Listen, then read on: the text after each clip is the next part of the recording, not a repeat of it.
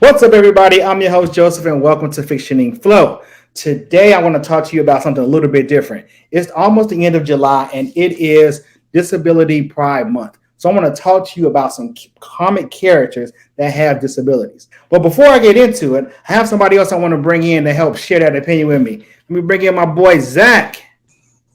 What's going on, Hey, everybody? Zach, how you doing? Hey, Subject-fictioning flow. Subject-fictioning That's flow. right. That's right. Don't forget to subscribe and hit that notification bell to know when new content drops just like this.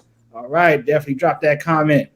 All right. So let's go ahead and get into it. So there are several characters in the comic universe that have disabilities. At first, I was kind of hard pressed thinking like there may not be that many, but I did my research and I found quite a few, more than I actually thought that actually existed. So I want to start off with an old character. Not many people know him, but this is one of the first characters I remember with disabilities. So my first character is Wiz Kid, also known as Takashi Matsusura. Maybe pronouncing that last name, but it's a character that appeared in the New Mutants. So I want to give you a little bit about his first appearance and tell you what his abilities are. So Wiz Kid first appeared in a book called Exterminators Number One. So Wiz Kid is this Asian kid who's actually bound to a wheelchair. So he doesn't he's not able to use his legs, but his ability gives him this special gift. He is a what they call a technomorph or has technokinesis. He can manipulate machines and kind of control them and can put them together in weird ways. So one of the issues that stood out to me, I don't remember the exact one, but I was reading, it was either the Exterminators or one of the New Muse issues, and he was in his wheelchair and he had to get upstairs. There was like this emergency, and his wheelchair transformed into legs.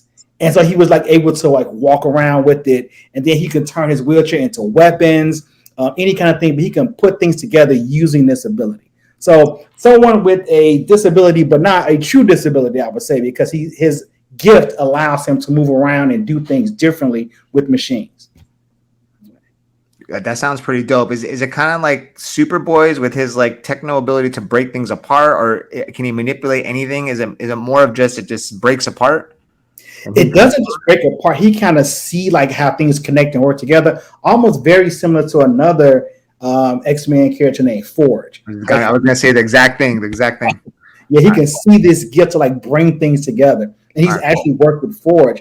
And most recently, he's been in a book called X-Men Red, and he's also appeared in on Sword, like working in space with some things. Yeah. But the biggest upgrade to his powers that he just got, he can also see the connections with. It was at first I thought it was limited only to machines, but since he's on Krakoa, he can also help shape Krakoan tech too. Oh, cool. So it's like a plant morphing and machine morphing because they're like intertwined as one. Would it lend itself to space tech as well? So anything that's tech related, he would get it.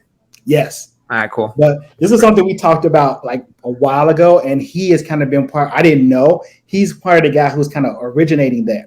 He can also see the connections with people, so Oh, he wow. can help sync up like whose powers work together. So hey, you should work with this person, and you should work with that person, so you all can have a better like output. Cool. Cool. I like that. All right. So Zach, let's go ahead with your pick. Your first one is a book called Giga. All right, everyone. This is Giga. You got to pick it up. It's from Vault, man. If you've been messing with Vault, you got to mess with them, okay? This is not for kids, though. This ain't for kids.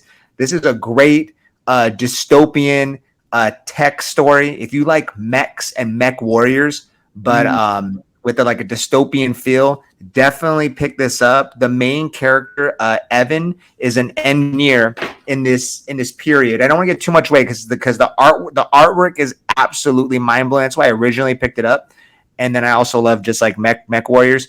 But Evan is also like an amputee. We don't know, but both of his legs are missing. We don't know if it's due to the war that happened with these gigas. They call them gigas, but they're these giant mech warriors. We don't know if he was born like that. We're led to believe that it was via a war somehow because the area is dystopian. There's a lot of like people who have scars all over their bodies because they're all trying to scavenge parts. So we're and like sometimes there's random explosion and people lose like eyes and things like that. But again, it's not for kids.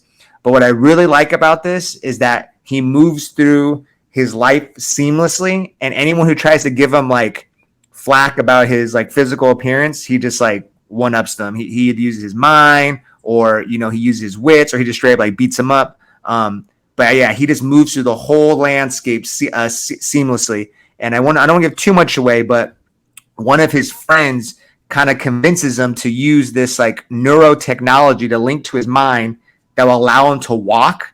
And like he is he's not conflicted, but he wants to walk because he didn't have both his legs. So he uses that tech. Little does he know that one of his best friends, don't want to get the spoiler, uses his like emotions against him and steals the tech. Like, so he's like helping build this tech to like walk essentially, and then like go back and steal. But he's a great protagonist character. It's a great setting, beautiful artworks. Like I said, if you like mech and dystopian, it definitely blends it greatly. You got to read it a couple times. Like I said, it's not for kids, so some of the dialogue is very verbose. They have there's people that worship the mechs, so they have their own Bible, and the author has pages of the Bible like literally written out, so you have to like really read it. And then you got people that are like kind of like Luddites, like they don't respect the tech, and they got their own Bible. And again, the author makes this, they like write it all out. You got to read a lot of it to kind of get into the minds of these characters. But Evan does a great job as a great protagonist. It's pretty dope. All right, that sounds like a dope book. I got to check it out. I haven't read it yet, but I know Vault has never let me down. They are a top new contender in the comic book industry. So it is definitely a worthwhile read to pick it up. Kind of reminds me too, not real recently, but not that long ago, both Marvel and DC have done like mech books. Like they had more like a manga anime style drawn out to them as well. So we had, like, I think it was Marvel Tech, and then DC did one too. So I think the influence is definitely there and it's present. A lot of people like that. A lot of people do. Yeah. All right, let me go on with my next pick. It's a character from a book that was around, I guess, back I say in the 90s when I started noticing this group. Like, I was always a big X-Men group person. That was my favorite group, like just the X-Men. I was just all getting that stuff. And I started venturing out to other groups like the Avengers, Fantastic Four, your standard stuff that everyone knows. But there was this other group that was like unknown, but the colors and the characters drew me in, a group called the New Warriors. Oh, shit. And so the character I want to mention that stood out to me from the New Warriors is a character called Silhouette. So the character's name is Silhouette Chord, and she first appeared in New Warriors issue number 2. Now, what struck me as really interesting about Silhouette is that she has arm braces because she doesn't really have use of her legs. So I was like, how is she a superhero? But then something happened when she was fighting with the group that really like let me know something was different. She has the ability to call on something that's called a dark force, and she can go in and out of shadow. So it's an inherited trait that she learned from her ancestors. It's been passed down. Actually, I found out for a long time. And she's able to manipulate the shadows and go in and out of them, like teleport. At first, she can only do it to herself, but then she gained the ability to be able to take large groups as well in and out of shadows. So that's how she will fight around the battlefield. She will pop in, hit somebody, boom, boom, boom, pop out, move over, and go back, like fighting all around and moving in the shadows. So a really dope. Is she kind of like what's that other guy's name? Cloak? No, is Cloak a different dimension? It's a different dimension. I thought it was very same, but it's a similar one, but a little bit different. I think they tried to link it up not too long ago. In like the last couple of issues of Ironheart, they had a mission with Ironheart, Silhouette, and I think Cloak was mentioned into it as well. So I think it's like all like interconnected. Try to connect those like different universes. But she also go ahead. No, my bad. I interrupted. But is it set in canon? Like, how Nightcrawler, when he was transporting, we didn't know for a while that it was the Brimstone universe or whatever. Like, it's not set yet, right? Like what she's doing. I think it is kind of set, but they haven't really, I think, delved deep into it in the lore. But at least I haven't heard of it. It may have been in some other issues, but it seems like she has this really unique gift, and she's also an expert martial artist. So she trained using her crutches how to fight too. So she like balance, swing her legs to hit someone and kick. Cool. She's been doing this for quite a while. Yeah. All right. So let me get with Zach with his next choice, which is a book called Resonance. Dude, Resident again from your boy's vault. I don't know if it's upside down. Now, you got Listen, to, listen. yeah, You yeah. gotta mess with Vault, y'all. This hits after hits. Another dystopian feel. This one is about there's this sound that I don't want to get too much away. It almost turns you into like another zombie essentially, but like makes you kill other human beings. Anyone who hears this wave, it causes you to go down to your base instincts and just like attack everyone. So pretty much society is all, busted down, broken, and you got this family, this man, this dad plans for it. Okay, he's like a survivalist. He plans for it, and he gets all his kids hunkered down. And the daughter, I think she's an amputee. I forgot what happens to her leg, but basically she's kind of like around on this one on this one crutch. She has to take care of her brother who has like a terminally ill disease, and the dad is just watching over him. Like they're saying, like, don't leave the house, don't leave the house. They know the sound is coming, and then they need medicine. So the dad got to go venture off and get the stuff. And he has his own skills and abilities too. The dad is crazy. Okay, so but the daughter, she has to hold down the fort, and she eventually, the brother, because he is in the house all day because he has like this disease, he escapes. Like he kind of like flees, and she has to like go reach him, and she has to like go through the forest like overgrown because like society has basically collapsed, and she's like the main character in it. It is fantastic. I don't know if it has volume 2. I kind of like read it and then I read something else from Vault, as you can imagine. But if there is a volume 2 of it, I'm gonna get it. What I really enjoy about this book is that the world building. They have like, again, these like religious fanatics that like worship the sound. Okay, and then you got people who are acting nice, but then they try to like kill you. So like she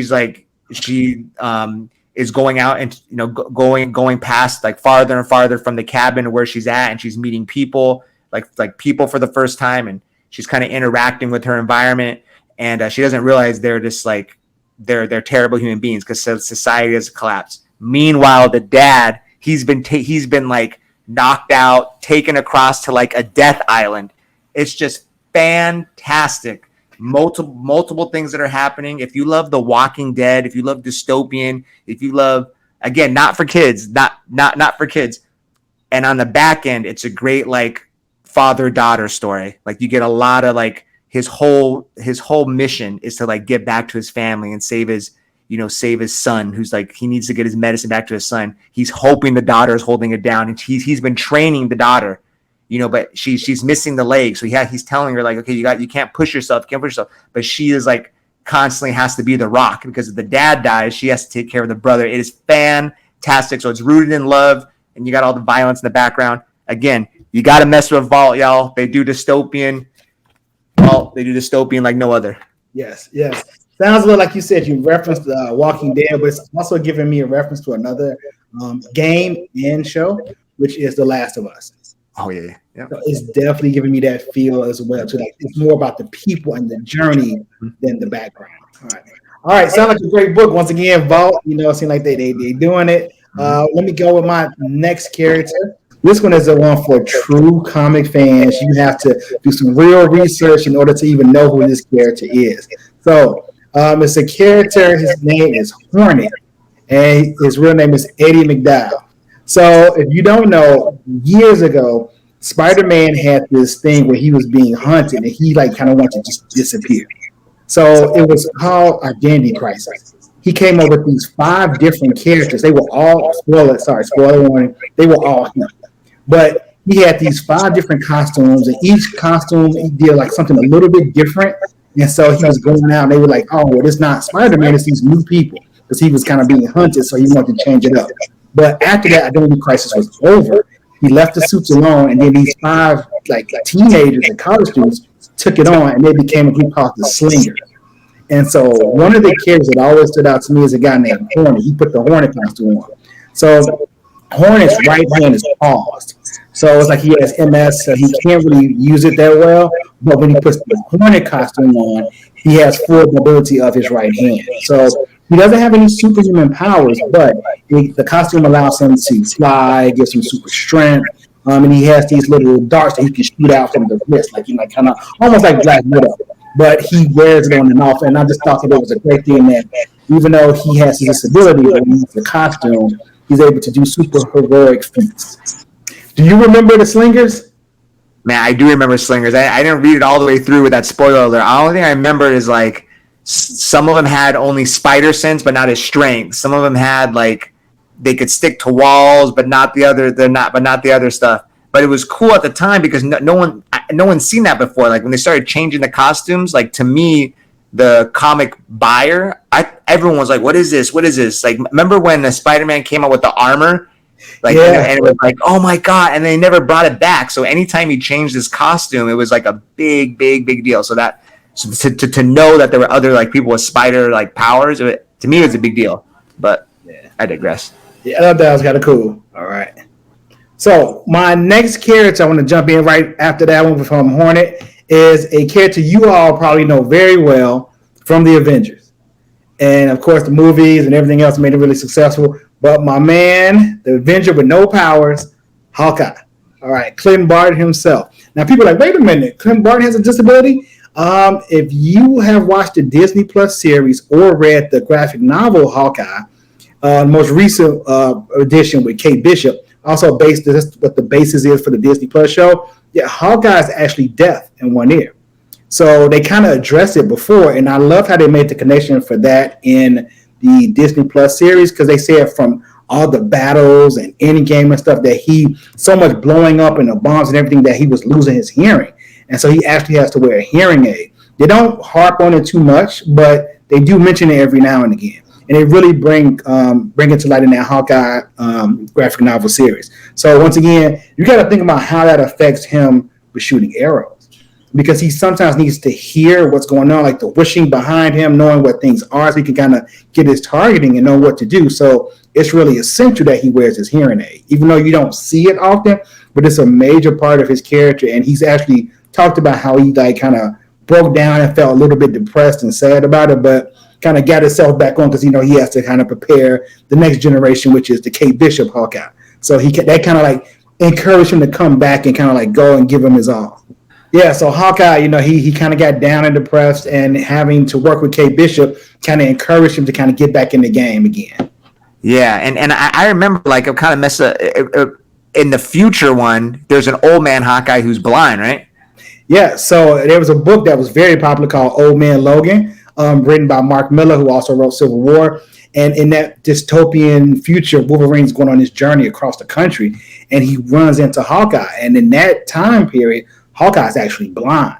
So he has the hearing aid and he's blind. It's like, how are you still able to do what you do? But he's able to make it a success. Like he's like, I've been doing this for so many years and I love it. And there's one scene where Wolverine is driving around and Hawkeye's just like, just give me times. And he was like 6 o'clock, 7 o'clock, 3, and he's just hitting them off because he can still know where everything is from his perception around him. Yeah. You know, he can't see. It makes him crazy. He's just human. He's literally just human. So it's like, you know, the peak human, but now he's old, so he's not as good anymore. So I would definitely check out, if you're interested, check out that they did a separate series called Old Man Hawkeye. Yeah, I picked up I think issues like 1 through 4. I believe it was pretty good. I liked it. It was pretty good. Yeah, it was pretty good because spoiler warning, in that dystopian future, he has a daughter. And his daughter is the Kingpin. Oh yeah, that's what. Yeah, yeah. She's like this evil version. She wears like a spider costume. I'm like, I don't get the spider, but spoiler again, that's because she killed spider. I was like, whoa. So it's deep, and that old man Hawkeye's kind of like a journey with that too, like kind of him coming to terms with his daughter as well. Yeah. All right. So Zach, we got one more from you. It's a book called No Mercy. No Mercy. Now, I kind of cheated on this one, y'all, because I love this series so much. I think there's 4 volumes of this. I love this book. Again, like I kind of cheated on this. But this is by Image. It's not Vault. Definitely pick up No Mercy if you love, what I want to say. It's not dystopian, but it's kind of like Lord of the Flies-esque. You have a lot of tropes. You have like the cheerleader, the jock, the nerd, and they go all on this trip to Mexico essentially, and it goes sideways. Like it just goes completely sideways. Don't want to give too much away, but they're kind of doing their thing. They're on their phones, they're goofing around. Like some of the people are just going on this trip to like, to volunteer and look good on their resume. And like they go through all the tropes.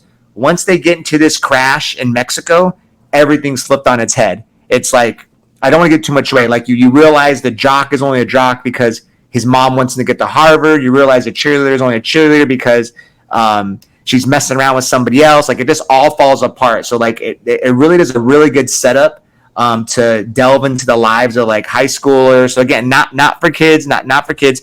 And you can never tell who the main character is. Like some of the characters that get a lot of panel time in volume 1, spoiler alert, die. You fall in love with them, then they're just like dead. The author just like kills them. And then some people that were on the bus, you didn't even notice. They weren't even in volume 1. You didn't even notice them. You have to look back. They're now the main character in volume 3. So it kind of jumps around to like see what happened to these kids stranded in, I think it's Mexico, South America. I think it's Mexico. But the point I'm trying to make is this: you got one of these characters. I don't want to mention his name, okay, but he's deaf. And the reason I don't want to mention his name is because the writer does such a great job making this character just like the butt of all the jokes that the kids are like. That he's deaf, so the kids are making fun of him. Not so the kids are making fun of him, but you can imagine they're in high school. They don't care about him. They think he's weird or whatever. He ends up being like the protagonist through this whole thing. And you as the reader are wondering, what's this kid's name? What's this kid's name? What's this kid's name? And then it's like revealed that at the end what his name is. It's a regular name. It's a plain name. But the point is like you're wondering it.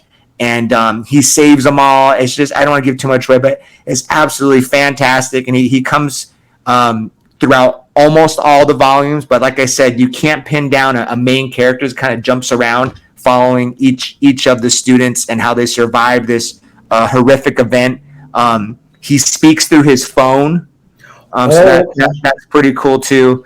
Like I said, there's a lot of, the reason why it's not for kids, there's a lot of jokes about him, like derogatory jokes. So he has to like field that. And it's not only him. There's other kids like there's other characters like different descents. There's like a black guy and they're making fun of him because of that. And there's like this other girl who has other issues and they're making fun of her because of that. So it really ties in how it feels maybe to be like a youth again and how you have to kind of stick up for yourself. Yeah. But he is one of the main characters in at least volume 1 and kind of all the way through. And he's fantastic. Fantastic. Now, dude, I highly recommend this book. Do you as the reader know that he's deaf, or is it a hidden thing, or is it like kind of given right away? You don't know. Like in the beginning, you think he's just kind of like a trolley character. He kind of has his hood up, right? And you're left to like think, who is this guy? Like you're left to believe he is like kind of like a nerdy character, and then when it's revealed, you kind of feel like, oh dang, like you feel some type of a way. But as it progresses, you start to realize, is he deaf? Does he have some other issue? Because all the other kids have something going on, but you don't know till they're like kind of like towards the middle. But in the beginning, for sure, you're just like, you feel bad. You feel like, oh dang, dude. But that's why the writing is so good, because that's real life. You might judge someone or whatever, and you feel that type of way. So when it happens, it gets resolved. But it's fantastic. The series is great. Okay. It reminds me, when you're talking about the character, at least, especially Dystopian Society again, it reminds me of that movie, and I can't think of the name of it right now. The one with Denzel Washington. Oh, and he's Book of Joseph. No, Book of Eli. Eli. There we go. Yes, because like that whole movie's like, he's doing all this stuff and you have no clue. And I don't want to spoil it for people who haven't seen it, but I'm sure a lot of people have. But that ending, you like, oh snap. Then you kind of go back and you start noticing things. I know, like when I rewatch, I'm like, oh, there was some hints that let you know what his disability was, but you didn't see it right away. Like, okay, so I love the little surprises like that. It's exactly like that. Yep. Okay. All right, I got my number one, my last big one, my number one character that has been known for a disability, so to kind of honor the Disability Pride Month, is, of course, none other than Daredevil, Matt Murdock himself, the original first character that I know. It's the first time I ever heard of someone with a disability that was a superhero. So, of course, Daredevil is Matt Murdock. He's a young kid, growing up with his father, who's a boxer, kind of dirty, kind of shady. and it was a big fight, and his father kind of like was supposed to throw the fight. He actually decided he didn't want to because he like looking over at Matt like I gotta win it for my child, and he got killed during that time period. And Daredevil ran outside, or young Matt at least, and this truck had chemicals, radioactive chemicals, got across his eye, completely turned him blind, but gave him this radar sense. And that's the legend from there. Of course, the two big shows from the Netflix, Daredevil, you got, or three seasons. You got to definitely check all those out to see how he uses his ability. He had a cameo in the She-Hulk and in the Spider-Man. Was it No Way Home? Yeah, we had a cameo in there. We all know Daredevil, acrobatics, radar sense. But one of the times I read this book, it was like a contest of champions, and the Grandmaster was putting together people in New York and putting them against each other to fight. And it was Daredevil and Deadpool. And they were going back and forth. And Daredevil was like, this is an endless battle. Like, I can know everything you're getting ready to do. I can hear it all. You're not going to stop me. So they're in Hell's Kitchen. So they're on Daredevil's home turf. So there's very few people that are around while they're fighting. So Deadpool runs and he like kind of grabs like her baby, and he wraps it up, and he like takes it and throws it like into like a dumpster somewhere, and that distracts Daredevil because he can hear it like a block away. So he goes to get it, and turns out it wasn't a real baby; it was like a bomb. And Daredevil was like, "I got you!" Like please, and it blew up, and that sent him out of the game. But I was like, that I didn't even realize his sense is that strong that he heard the baby's heartbeat from a block away. I remember that exact one. I thought that was so dope. He wrapped it like a brick or something, and it was like fake heartbeat. It was like something from like Looney Tunes, Acme fake heartbeat. And Daredevil, he's like, Wade, you're crazy. I can't believe you did that. And he like has like his heroic moment, and when he opens it, that's how was it Deadpool would win, doing something like weird like that. I remember that was dope. Totally. All right, I got a couple honorable mentions I want to mention real quick. Last one, and if you got something you want to think of, you can bring it in too. Let me take the Daredevil away. So we got some honorable mentions. There are two characters I want to kind of bring up real quick. So the first one is Legion. All right, David Haller. He is the son of Professor X and this lady, her name is Gabriella, that he met from London. Now, David's power, the reason why he's kind of on the disability list, David has what's now called dissociative identity disorder. Back then it was called multiple personality disorder. But each personality has a different power. And that's just think about how like odd that is. Like each of his multiple personalities has a totally different power. It's been categorized that his overall power is cosmic reality warping. And each one of his personalities have a different bit of that. So like in his most recent X book, I think, where it was about like kind of religion, like should Krakoa have a religion, and Nightcrawler is heavily involved with it. He created his own like religious sanctuary within his mind. So people can go into his mindscape. He can like kind of hold everybody there and keep them there. So that's just to show you how powerful this guy is. And of course, one of the biggest things is when he had the Age of Apocalypse, when he was like mad that, Professor X was never around to raise him. And he went back in time to try to like take out Magneto. Because like if it wasn't for Magneto, then my father would be around to raise me. And Magneto sacrificed himself. He ended up accidentally killing Professor X, which kind of ended him, but created a whole new world where Apocalypse was in charge. Nice. All right. That sounds pretty dope. I only thing I know about Legion was when it might have been in the Wolverine movie. Is that right? Where they were ejecting his brain in something, and they were using his. Was that Legion? I remember they were using his like DNA to suppress. I don't remember. I think that was. It's another one like that. I think that was Protus. I think. Okay, my bad. Then it was the guy from Days of Future Past, his son. Oh, that's what it was. Okay, my bad. Never mind. All right. Never mind. And my last little honorable mention is a guy that it was an underdog character who kind of like has come back recently. This mutant, another X-Men, which has one of the strangest powers I've ever heard of before, is a character named Maggot. Maggot. All right, Maggot. His real name, I think, is Joseph. I think is how you kind of say it. He's African. I know Storm helped discover him because when they first showed him, I'm like, who is this guy? real big, buff dude, got like a little swirly gray hair, wears these glasses. I'm like, who is he? Kind of reminds me of Strong Guy from X Factor. Kind of looks like big, buff like him. Yeah, but his power, he has these two like techno-organic maggots that he sends out. They come out of his body, and they call them Eenie and Meanie, and they can consume anything. Oh, cool. Like they consume any matter. Like, you know, it could be people, guns, whatever. And when they consume, he gets bigger and stronger. Cool. And so, like, what is the connection? Like, where do they come from? What are they? And they did a backstory to kind of like show what was really going on, because they come out of his abdomen. They like literally come out, go out, feed, and they can come, and he calls them back in. And so I'm like, what's the deal with this? And it was discovered that he was a sick kid in Africa, very like thin, waif, almost anorexic. And that's because his digestive system didn't work. Oh. Eenie and Meanie are his digestive system. And he mutated it.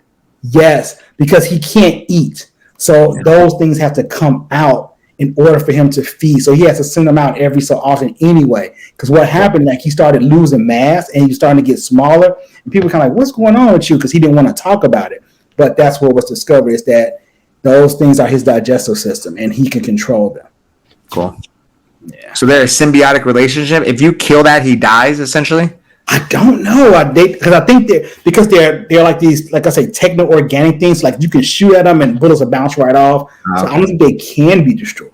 All right, cool. Yeah, they never explored that, but I know they've kind of made him a quote-unquote celebrity in some of the books. Like, some of the new mutants who are coming up that are being trained on Cracker, like, oh no, that's Maggie. Oh, check him out. Like, you know, like, hey, what's up, everybody? So they're trying to give this character some flair, because he's kind of like a throwaway character. Yeah, cool. All right, that's it for me. I just want to reference a website. So this website right here, check it out. Go ahead and hit that. And you can definitely see a history of a lot of characters with disabilities. So we just want to make you all aware, once again, of a lot of characters with disabilities for Disability Pride Month. And if you enjoyed what you saw today, don't forget to smash that like button and drop a comment below to let us know what you think. Did we hit all the ones you know of? Yep. There are some more characters with disabilities you want to mention that we forgot. Definitely hit that up for us. And until next time, we'll catch you later. Peace. What's up? We are talking about fiction and flow. What's up? If you don't have it, you are truly missing it. Fiction and flow. What's up? We are talking about fiction and flow. What's up? If you don't have it, you are truly missing it. Fiction and flow. What's up? We are talking about fiction and flow. What's up? If you don't have it, you are truly missing it. Fiction and flow.